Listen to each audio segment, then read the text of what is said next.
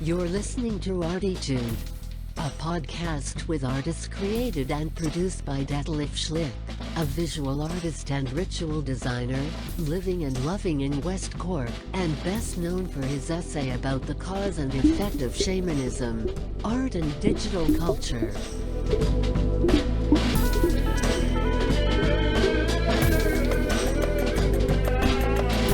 Working in the field of performance, photography, painting, sound, installations, and film, he will dive and discover with us and a weekly creative guest into the unknown and exciting deep ocean of the creative mind.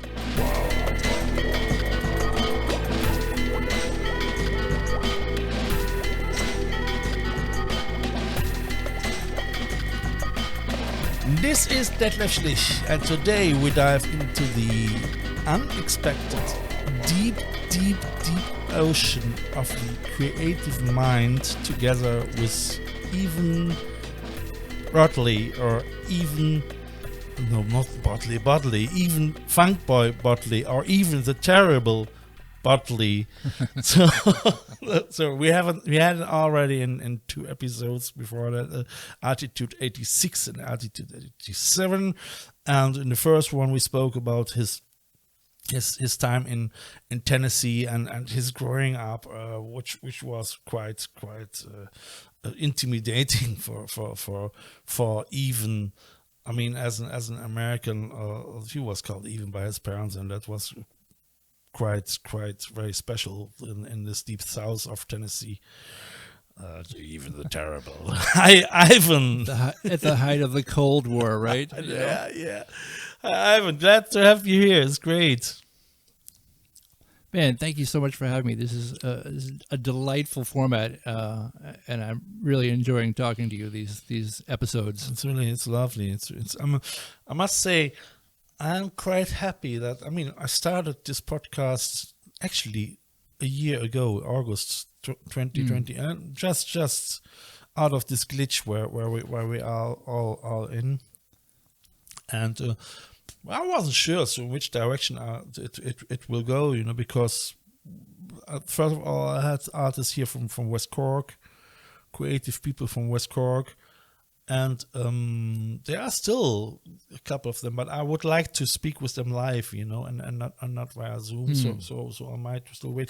But like it turned out, so I'm hanging in the middle of between Mississippi, Missouri, Louisiana, North Carolina. My last guest was Monty Warren. Now Ivan, who grew up in Tennessee. I mean, he's actually music-wise more multicultural with his funk and with his Motown music, and very creative as well with this book, Am I Famous Yet? That's your book. You called it like that, which you wrote at 21. I gotta give you the subtitle. Yeah, I got to give you the subtitle to the book too. Am I Famous Yet? Memoir of a Working Class Rockstar. Yeah, right. That's what I consider myself to be. I work for a living. I'm around famous people sometimes, but I'm definitely like a working class rock star. Yeah, and you are. And I was really, I thought, I researched a little bit in it, and so, wow. That's you're quite disciplined, So you're. I think I've been doing it a long time. Yeah, but I think not being a drinker and a dope smoker and can help as well. So I think you're more always focused more on your job than on the wild side of rock and roll. Well, you definitely have to keep the train on the rails.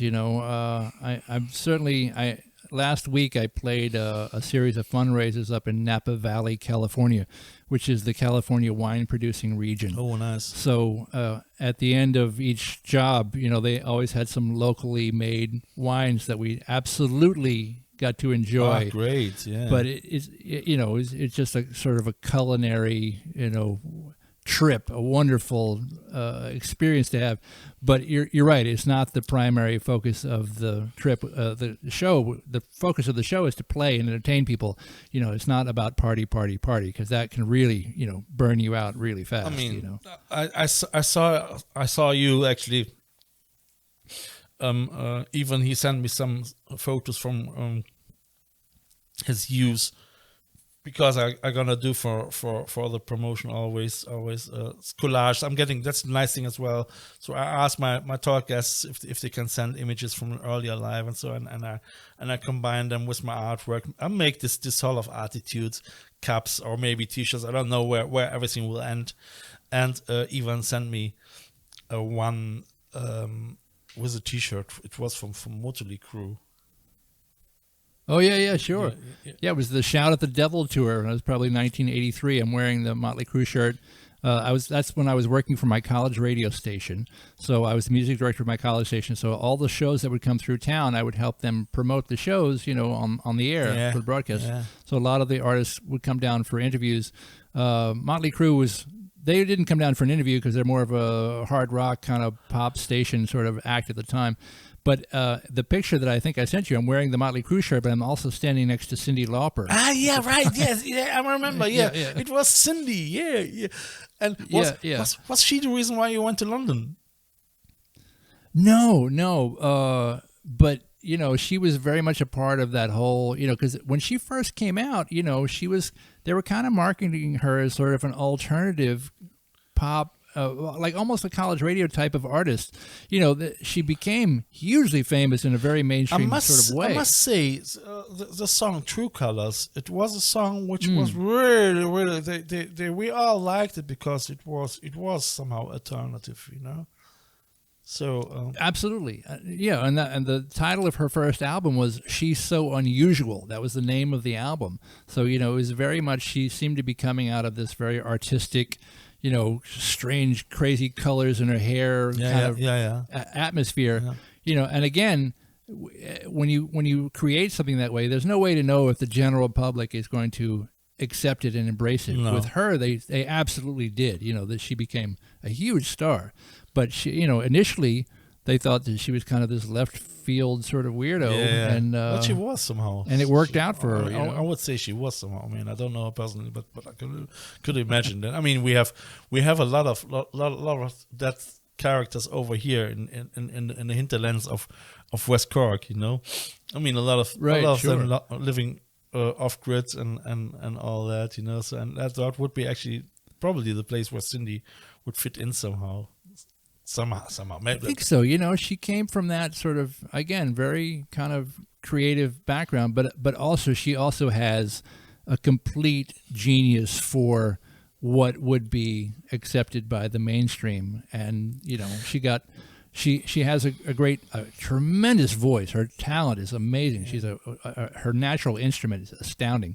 But then also, as you know, the corporate structure of the record company had to be going in her favor at the time, which it did, you know, but it's equally number of artists, or probably way more artists, that, you know, the timing didn't work out for whatever reason, with the marketplace or the corporate structure or the marketing, you know, but everything with her hit exactly right, and she became this huge star, and you can't be mad at her. She's where you booked to play bass for our album or what?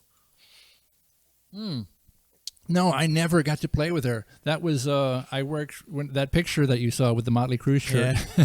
That was I was a college radio music director DJ at the time, so I was just meeting her backstage after one of her shows. Yeah. And then as soon as I graduated college, I went to go work for her record label, which is this Epic Records. So she was around, you know, as we were promoting the True Colors album that you say that was the album that I worked on. Yeah. I know that because I worked on it as a publicist, though. Behind, you know, I was making phone calls and trying to get it in the newspaper and on the, you know, that kind of thing. Doing, so I never actually played music with her, but I have a lot of friends of mine in New York that have played with her. Yeah, probably. Yeah, we're in similar spheres now for, you know, so many years. No, but what back to your T-shirt, because I was watching your T-shirt and I said, okay, Motley Crue, because this is actually exactly the opposite of that what you practice. what you practice. Because did you see the film The Dirt with? No, I read the book though. I've always enjoyed that band. I mean, a lot. I watched. I, to be honest, I didn't know them very well. I mean, I knew that they exist, but right. I didn't know any song of them. So they somehow they didn't. I mean, I was listening as well to Bon Jovi at this time, but not Motley Crue. I don't know why. I mean, but I must say, I really enjoyed the film The Dirt, I mean, I watched it. Yeah, very interesting guys. They're lucky to be alive, those guys. They really ran it too close to the edge for many, you see the singers. Years, So if I see that, I can compare that a little bit with the lifestyle of myself, Not so extremely, but say everything without heroin and this hardcore drugs was similar, And yeah, well, like I say, they're lucky to be alive. And I am happy that I am alive as well, because if you right. in your 20s, you're really, there's such a lot of shit, So and you can. Well, you feel invincible too. You think you can survive anything, right? Yeah, absolutely.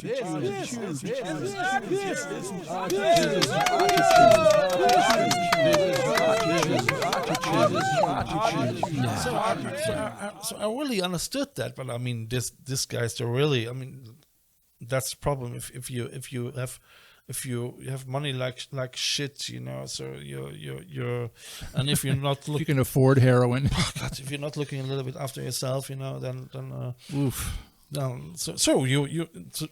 But you used to wear this T-shirt. Did you listen to them a lot? I did. I remember when that album came out. It was their second album. It's called Shout at the Devil. It was a double album, a double gatefold. Like when you open it up inside, there were 4 full-color pictures of the band members, and they had these costumes on that looked like a cross between Kiss and Road Warrior. Yeah. Right. It was crazy. Like, and we were talking about this before, you and I. Like, there was a multimedia aspect to what they were doing. They had this visual, very striking imagery to go along with this hard rock sort of music. So even though the world that I was in at the time was alternative, non-commercial, FM college radio kind of stuff. We were playing REM and the Smithereens and people like that. Yeah. But the multimedia aspect of what the Motley Crue was doing with the videos and the imagery and the photographs on top of the music, I just found it interesting. I found it compelling. I was not that I was such a huge fan of musically necessarily what they were doing, although some of it I enjoy quite a bit. Yeah. But again, the whole package. I talk about the band Kiss. I'm a huge Kiss fan. I love everything about Kiss except their music. Everything they do, I find just completely interesting. The stagecraft, the makeup, the costumes, the lights, the explosions, but you probably breathing fire and blood. You love this. I was made for loving you, baby. I was made for loving. I mean, like what you hear so far? Make sure you never miss a show by clicking the subscribe button now. This podcast is made possible by listeners like you. Thank you for your support. Now back to the show. To me, that's the least compelling thing that they do is the music. Everything else I think is fantastic. Like all the production, the special effects, the costumes. I find it fascinating from a show business aspect, And the records, I'm like, man, okay. I never bought a record of them though. That's really right. This is my point. I about them. You've seen the videos, right? I think I had I Was Made for Loving You as a maxi. Yeah. Right. That was their one sort of dance record. That was all. I don't know why. I mean, there were a couple of bands they didn't really fit completely in my aesthetical ear. Yeah. But as we were saying, we spoke about in one of the previous episodes. Growing up, I was more into Gladys Knight and Stevie Wonder. Yeah. That's the music that really turned me on. I must say, so. Ivan's mother, she used to have Stevie Wonder and all these funk things, probably as well, Earth, Wind and Fire and all that. No. Earth, Wind and Fire was more my era. She was born in the 40s, so Earth, Wind and Fire was a little late for her because they started in the 70s. But Gladys Knight, huge. She was into Ike and Tina Turner live at Carnegie Hall. She had that record. I listened to that record a lot growing up. Yeah. Stevie Wonder. I mean, it's great. It's great to hear that from his parents, from the mother, because my father, he had most just folk German high note folk songs and boring Roy Black, Uschi Glas. Carnival music from Cologne was somehow okay. He had the two Beatles albums, the blue and the red one, So sure. The best of, but that were the only one. So this music influenced me, as well as my one cousin was in the Rolling Stones, and my other cousin was in as well in Deep Purple and things like that. So my first single was A Song of Joy from Miguel Rios. You probably don't know it. I don't. Sing a song of joy. It's the original. It's a classic one from Beethoven, I think. And he made it. He made a song out of it. That was my first song, and then. The Ode to Joy. The Ode to Joy, right. Yes, the Song of Joy, right. The Ode to Joy. It's very close, isn't it? Uh-huh. And I really liked it. And then after that, I was getting a little bit more into T-Rex, Hot Love, Mango Jerry in the summertime, Alice Cooper, School's Out. Mm-hmm. We have the Kölner Carnival, the Cologne Carnival. Mm-hmm. And I was... Alice Cooper was my role model as I was 8, 9 or whatever, So, and I had my eyes completely black, with hair and hair like this, and a huge white shirt from my father with peace signs and everything on it, So we were running around like hippies. Well, I think Alice was one of the very early rock musicians who was into the theatrics, the visual aspect of everything. Snake, that he was doing, wasn't it? Equally as important to the music with him. Again, this presaged you to be a multimedia creator because you were influenced by a multimedia creator, Alice Cooper. You know what? You're actually right. I never thought about that because. Alice was one of my biggest role models. I really loved that. It was impressive with the snake, and especially at this time. On the later stage we had what was the name of the Bad Biter, our hard rocker. You talking about Ozzy? Yeah, Ozzy Osbourne. Yes, right. Yeah, and I think they all were influenced by Alice Cooper. So Oh, 100%, and they'll admit to it too. He was wildly influential. And he started early 70s. He was making these. It was the theatric aspect. And there were other bands that were into it too, like Genesis. Genesis with Peter Gabriel was into the theatrics. There's a band from the Bay Area called the Tubes that were very much. Tubes, I love them. They were having White Punks on Dope. So that's really great. Absolutely, but that was with you think about how long ago that was, and there were video screens, there were set pieces, there were costumes, there was all these theatrics involved beyond this great music that they were also making. So it was a kind of an art rock movement that was happening then that I found very compelling. And this is before the days of MTV, before the days of where everybody had video, and visual aspects. MTV was music, in the 80s. In Germany it was in the 80s. It was actually by the time when Reagan and Thatcher came on, and when the world became neoliberalistic, So because it started here in 1981. Yeah. 1981. Yeah, MTV really. Yep. Okay, 1981. It was probably 82 or 83 in Germany, and I was not so happy about that because I didn't really like it. It was good and bad, right? Like you got to see your art. What I liked about it was you got to see the artist for the first time. It was readily available. You could actually have a visual image to go along with your favorite musical artist. But I think we alluded to this earlier too. The very first video they played, and they played it all day for their first day on the air, was "Video Killed the Radio Star." They played the song by the Buggles. You know, that was MTV announcing their presence to the world. And they were right. It was a new multimedia universe that they helped co-create at that time. Sure. I mean, and older I get, the more I understand that, you know. Yeah. And, did you read the book the Gutenberg Galaxy from Marshall McLuhan? No, I've read some other McLuhan. I can't remember his famous one that used to be taught in all the schools, but I haven't read that one yet. The medium is the message.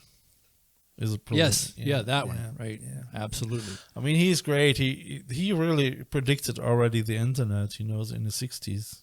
You know, so 100%. Yeah, no, he knew what was going on. So that was, and I mean, like I say, so then older I get, then more I understand as well. And what I try is not getting really shocked or depressed or so from it, or actually taking the best out of it, you know, because we not really can change it, and for me, I rather try to embrace it instead to push it away, you know. Well, I think if you also look back historically, you know, speaking about McLuhan, you know, looking back historically, every new medium that came in was there was somebody saying like, this is going to ruin society. When radio came in, this is going to ruin the teenagers of today. Yeah. When television came in, this is going to ruin society and popular films. So, you know, as McLuhan said, the medium is the message, but the medium itself is just a tool. It can be used for good or for ill. It can be used for creativity and positive things, and it can also be used for nefarious purposes and carnival barkers and charlatans and people like that, right? And, you know? and I say, as we shouldn't forget, you know, so as soon as we would start to put a censorship into society, you know, we would fall and 10 steps behind into the Taliban direction, you know, and into this extreme opposite, you know, and I think we can't go back that way, you know, because I found that more dangerous than anything else, you know. I mean, even now, I mean, this is a completely different subject. I think we all, the whole left wing fears a little bit about this totalitarian influence from everywhere now, you know. I think that's sort of like a current in sort of global political thought these days. There's this bend towards totalitarianism, because I think people like to have somebody tell them what to do, what to think, and where to go, and how to live. You know, but I also think, and I'm very hopeful that, you know, the fact that we now have the World Wide Web, you know, it's impossible to completely stuff that genie back into the bottle. I think, you know, there's going to be people in countries, you know, even if some area becomes sort of totalitarian and has a lot of censorship, they're going to be, you know, there's dark web. There are all sorts of methods for people to express themselves in other countries and, you know, away from any kind of oppression like that. I don't think you can ever completely eliminate that ever again now, I think, because of the global distribution that's available to everybody now with a phone. But I think it's still necessary to speak about it and to keep this socio-political discourse going, you know. Especially in this direction where we're gonna go nowadays, where we're surrounded by technology, where we're surrounded by so-called artificial intelligence, and where we, I mean, I know that already. I mean, my thesis I wrote it about shamanism, art, and digital culture, and I understood a lot in my research, you know, about where our society is going, without becoming esoterical or too spiritual, you know, but maybe somehow spiritual, yes. So because I think we can't avoid that sometime the machines will merge with us humans, you know. Oh, pretty sure it's already happening. I think we're already halfway down that road, you know.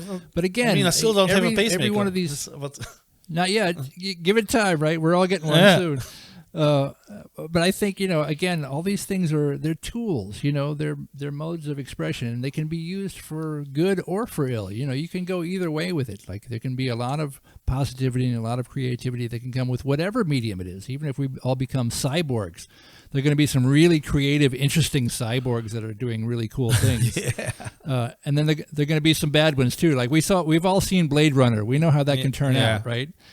It could go either way, you know. But and we also Matrix as well, and that's right. But you know, it comes from being able to make positive choices and being able to use these media in creative ways. That absolutely, therein lies the hope for me. I think. Sorry.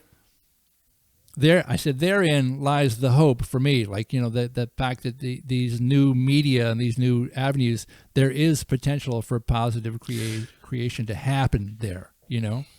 Yeah, I mean, or Heidegger already said, where the danger is, grows power also, you know, and that's actually yes. he quotes Hölderlin, you know, it's a German poet, you know, and And Martin Heidegger, I close read this essay in German and in English to understand it, you know, so very, very close reading, and I can really just if somebody is interested in the new medias and the old medias and why what happens. This is an essay. If you read that and if you really understand it, you know really from which direction we come and which direction we're gonna go, you know. So I know exactly what you mean. Yeah, cool. Yeah, that's really. I mean, but still, I made myself a couple of notices over here, and I'm just looking. So it's because time flies, and it is really. The only thing what I had as well is so I watched. I mean, I'm often I don't find the time to research about my talk guests, you know. But in your term, I really had some opportunities to find a couple of things, which was nice, you know, and enough time to look a little bit into that too. And just for the listeners again, because they probably don't know your name, so even. As he wrote this book, Am I Famous Yet? And it's with the subtitle the hard working memoir of a working class rock star. Yeah, and he really, if you read it, I mean, he really was. If you read it, you really think, is this man just working? When does this? How many hours do you sleep? Last night I got probably a good 6.5 last night. But the night before we played a job. I was in California. I live in New York now. In California, as you know, very far away. Yeah. So we played a job that finished at 1 a.m. and we had to leave the hotel at 3 a.m. to drive to the airport to fly back. So that was, I think I slept an hour Saturday night, and then maybe cat naps worth of about 3 hours on the plane. So yesterday I was running on about 4 hours sleep, which is not enough for me. I don't know how you are, but I need more. Solid 8 if I can get it. Yeah, I need more, especially with my tinnitus. I'm often exhausted, so I like it to have 8 to 10 hours sometimes. So it's preferable, but you know, as traveling touring musicians, that's not always available, or in fact often not available. So you know, we make do with what we have. I got a long drive the next couple of days too. I'm driving up to Buffalo, New York and back, which is about at least 6.5 hours each way. And I think one of the drives may be overnight because the scheduling is going to work out that way. And it's what we do. We stop and take rest stops. Drink coffee and make the best of it. You know. I mean, the thing is, you somehow get used to it. Thankfully. So, but if you stop, You stopped for a year as well, didn't you? So you had to get used some. We all did. Yeah, everybody stopped. The world stopped. So, right? and I must say, as I stopped at actually making music quite. I mean, at least in this intense game, quite early, and I missed it for the beginning. I missed it to going on stage, this adrenaline and all that, but after a while you get used to it as well, so that you.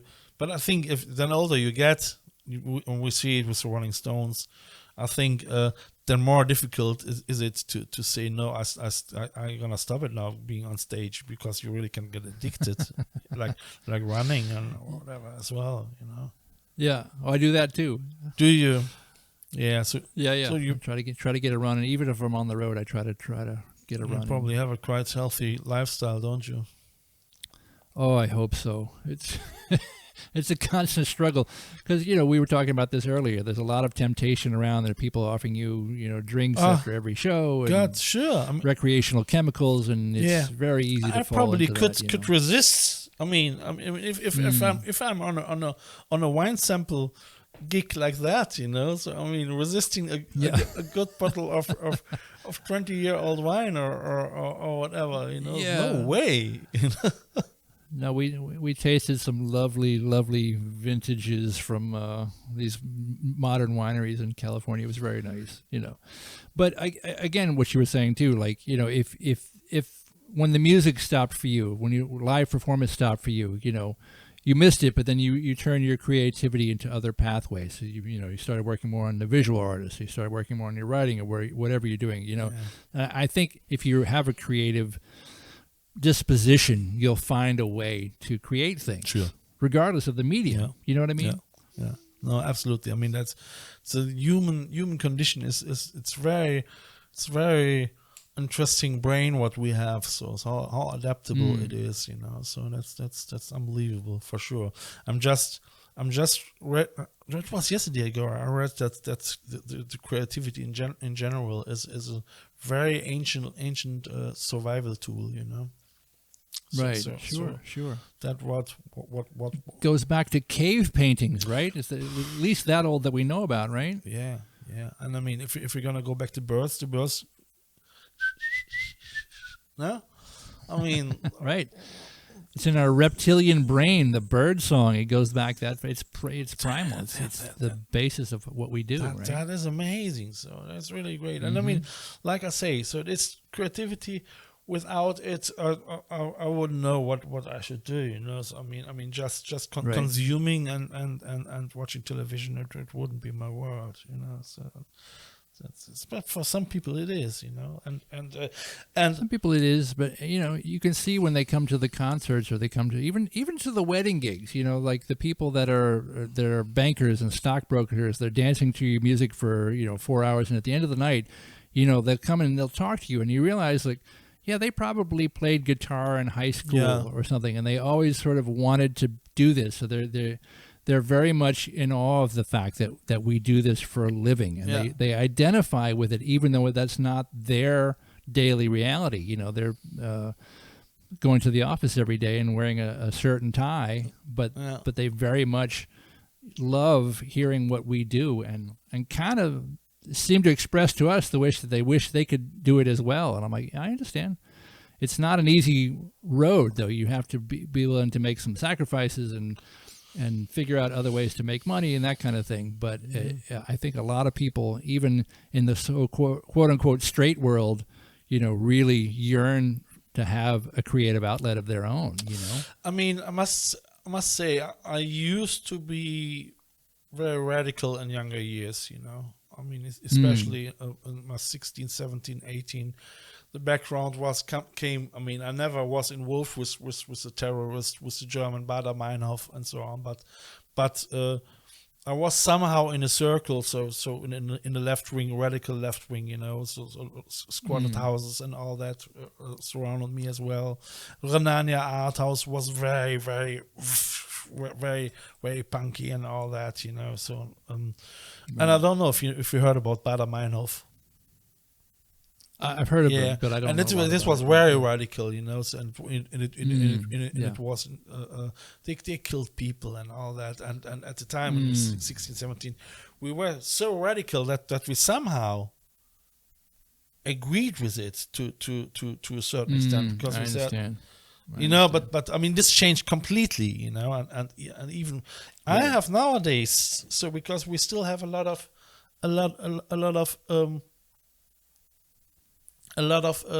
shit, it says low power mode. Why is that? Okay. We have a lot of very alternative people around here, and I speak with them as well. I say, hey, look, we can be happy because the people who are looking for our energy, they're living in cities, you know. They're living in cities, and without this manpower, we couldn't have our life over here off grid so much like we have, you know. So this thing, so living completely alternative and off grid, it is somehow a romantic thought, you know, but cities, they have to develop completely different strategies, you know. Spaces, our spaces, you know. So yeah, so and nowadays, but I had to become older for that. Right. We live and learn through experience, hard fought, hard won experience, right? Yeah. So that's the way, you know. So unfortunately, look, I mean, I still had this one thing, because I was watching your thing, the Samua Tokyo 2008. Online while I was cooking, and I really I saw it. I say, so even he had a great time to do this production, because it was 2008. Was it the first gig with Sam Moore? 8 or 9, I can't remember. No, I was Sam. I've known Sam for 25 years now, but I've been his music director full time since 2003. So that gig you're talking about was in Tokyo Jazz Festival 2008 or 9. I can't remember exactly when. It was in front of 5,000 of our closest friends. It was live on Japanese national television. I think we had a 15-piece band that night, a full horn section, backup singers, bass drums, guitar, keys, percussion. Yes. Big band, and the band was firing on all cylinders. Everybody was really on their game. Sam was on fire, and you know, it was one of the great concert experiences of my life. I can't imagine that. Right, but now imagine that you have this experience, and it's been documented. It was filmed, so it's available on YouTube. So and I look back on it, and I've seen it in recent years and sort of wondered, like, you know, was my memory of the experience true to what happened? Like, I'm just curious of my perception seeing it back later, you know, 'cause I watched it not too long ago, and I'm like, no, that was a good night. I can imagine that. That band sounded really good, you know, and you can tell that we're all having fun. And again, Sam is on fire. You know, he's really working the crowd. He's now 84. And Japanese audiences, he's 85. He's 85. Wow. He's got a just amazing gift of a voice. Yeah. But, you know, the Japanese people are very sort of reserved as a society. They're not I know my girlfriend is Japanese. Hi, Maho. Right. So yeah. You're right. Yeah. See, they don't scream and yell. I'm sure she can confirm this. You know, it's not a very demonstrative sort of crowd. But if you look at that video, they're up on their feet, screaming, crying, yelling. You know, you know, he really inspired them to just completely abandon, lose control, and enjoy themselves. And it was a great experience. And I'm so thankful and fortunate that it's on film, that I can see it and share it with other people. Yeah, that's quite cool. So is there any other thing what's going on now in the future? There's everything, you know, like the world is kind of re-emerging now because of the year-long lockdown. All the private party work, most of it came back starting in June, so that I'm busy again. Everything's busy. The concert dates are just now starting to come back. Yeah. We're having a little bit of a reset because there's some new variants and some new breakthrough cases, so people are being cautious again. But, you know, next week I'm working with Jay and the Americans, the great classic rock and roll act from the 60s. Toward the end of the month, I'm working with Little Anthony and the Imperials, you know, the great soul band. And then the theater work looks like it's on schedule to start in the fall, sort of September, October, November. So I don't know if I'll be going back to any of that. It's too early to say yet. And then the touring, the rock and roll touring, will probably be next year sometime. What's about Humble Pie? Are you still playing with them together as well? Yeah. I mean, everything went on hold like the rest of the world, but there's some very exciting news coming up in the next year, I would say, with Humble Pie, which I'm not at liberty to talk about yet.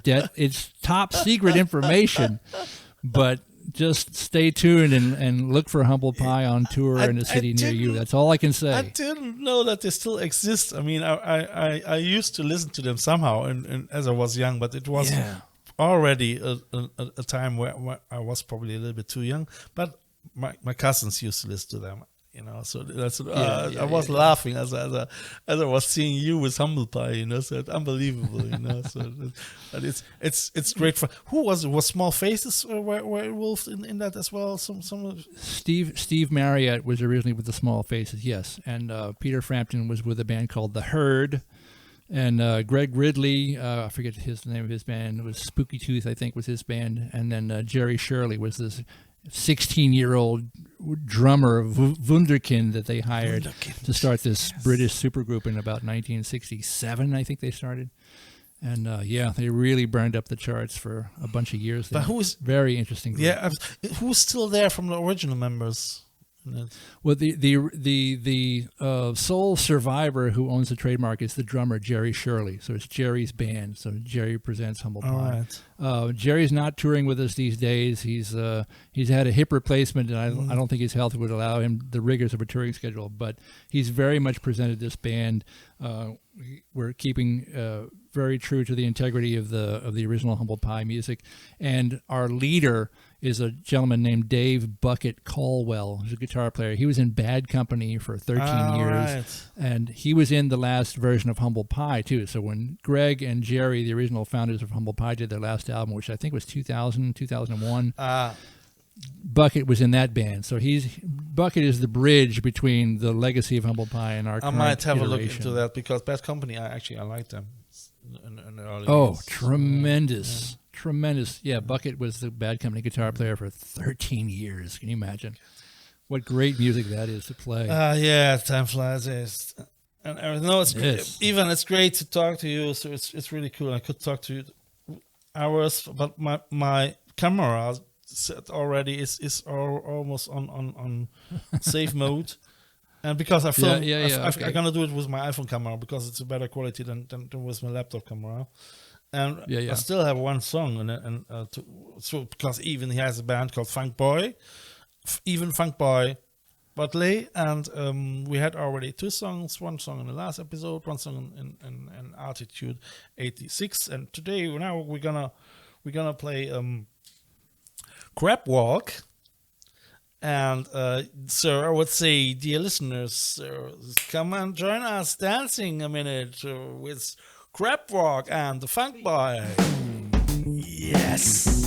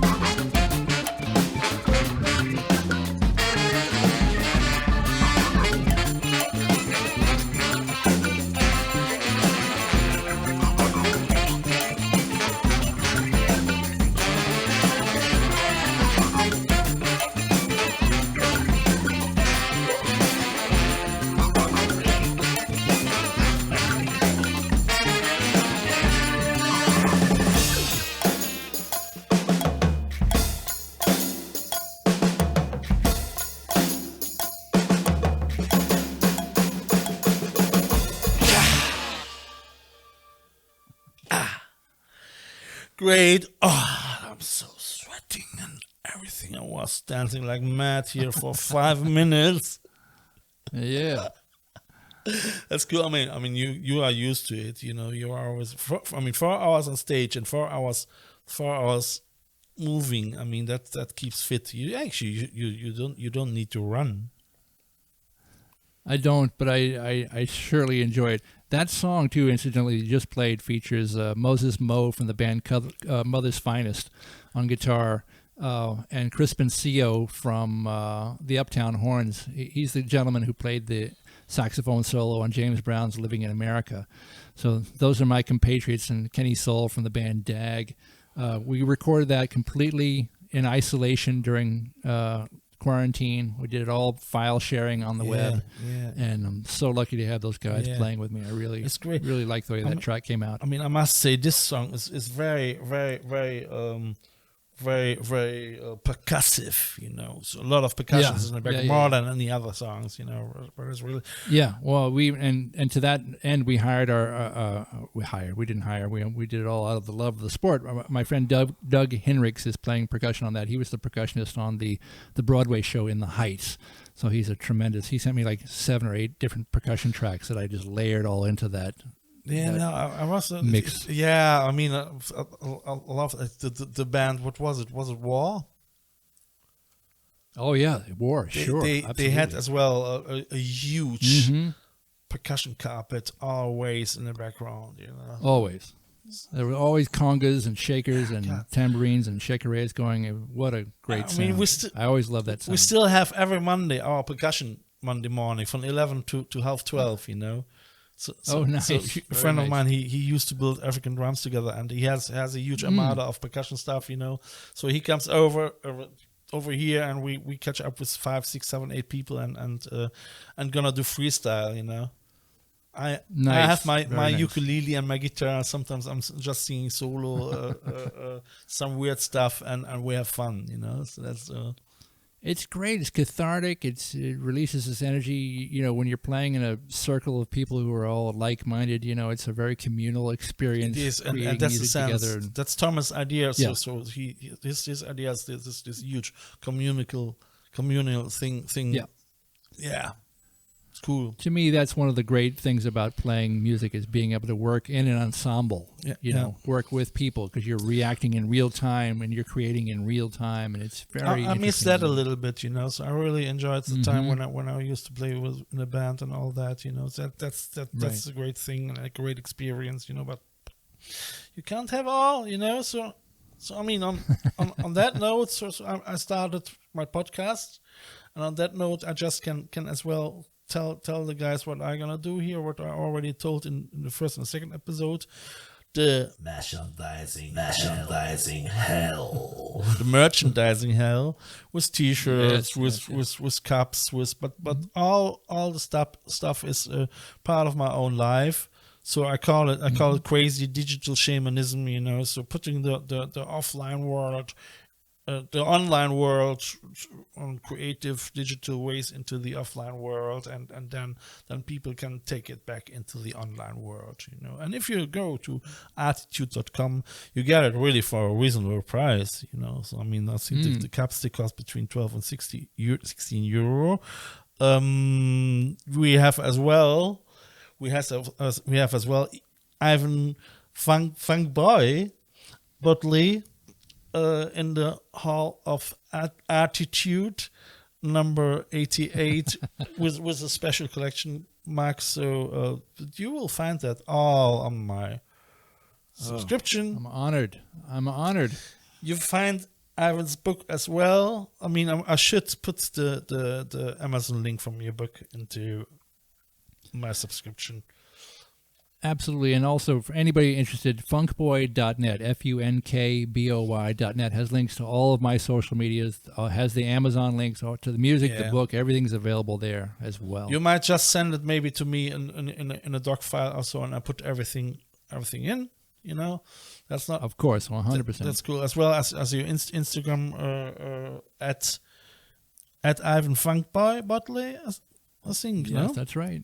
Mine is Instagram at Detlef Schlich, or Instagram at ArTEEtude, or even at I Love West Cork Artists, where Ivan is now in it as well. So you guys are more than welcome to join as well the I Love West Cork Artists group, where you can share your artwork and even stay in contact with people like Ivan and myself, where we drop sometimes a note on it, and it's quite fun, I would say. That is so cool, Ivan. Yes, you don't have to be from West Cork to enjoy that page. I can say that as a fan right now. Yeah. No, you don't have to. It is really people from all over the world coming in it, and we have just our fun. And it's really, honestly, some people they share the sketchbooks and their songs and this and that, and if you're there, leave a comment and just enjoy life. That's the only thing what we can do, without suffering as much as possible, So. Yeah, Ivan the Terrible, even Funkboy Bodley. It was a great chat the last 3 episodes. Man, really enjoyed talking to you. This is a great format. I enjoy your podcast. I like what you do. So I've my pleasure and honor to join you on this. Thank you very much. I'm sure that we can do next year, and we can do another one. So. Have a little check-in, see how the year has gone for both of us, right? Yeah, in 22. I already have that on the plate with other people as well. So yeah, great. That's cool. Hey, man, have a great time. And thank you very much for having you in ArTEEtude. Bye. Thanks for having me. I'll see you on the web. Bye.